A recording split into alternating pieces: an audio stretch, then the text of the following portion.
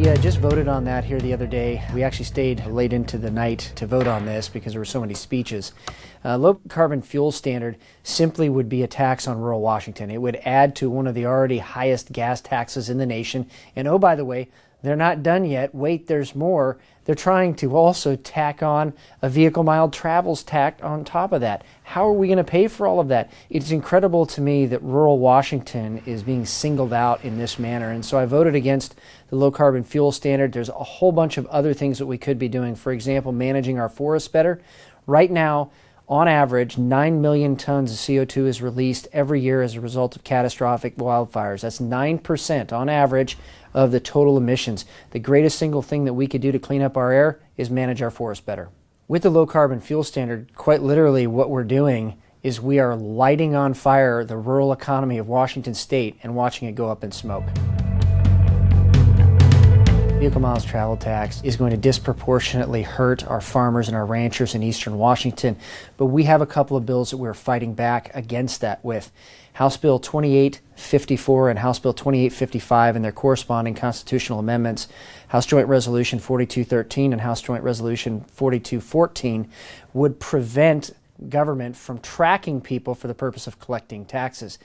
The second thing that we are doing with those bills is also preventing double taxation. So if you're already paying the gas tax at the pump, you don't also have to pay the vehicle miles travel tax. So you're not double taxed for everything. And all of these things added together, people are saying, how can we afford this? And as we all know, once a tax is on the books, it's very hard to get off. So there are a couple right now that are out there people should really be aware of. House Bill 1376, which would effectively criminalize the choices of Christian parents if they decide not to vaccinate their children. That's the way that it's written. We have an amendment from Representative Brad Klippert to fix that, but it sounds like they may not want to take that amendment. So we're going to continue to fight this. It's really egregious that that is even an issue, but it is in Washington State. Also, I want to talk about House Bill 1793. And when we talk about issues that kind of fly a little bit under the radar, this is one of them. Expanding the use of automated traffic safety cameras. People really do not like red light cameras. They question what they're actually going to fund. But more importantly, what is that information going to be used for ultimately, and how is it networked and connected to all the other information, and who has access to that?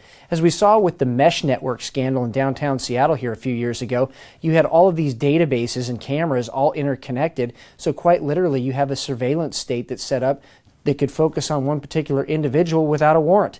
So these are the questions that we brought up today. I voted against that bill, 1793. It's moving to the Senate. I think we need to keep our eye on it there and see if we can kill it in the Senate. You can share this video. You can also email me at the email address on the screen, or you can call me as well. And if you want to call other representatives, you can call the hotline number, which will also be on your screen right now. But it's important.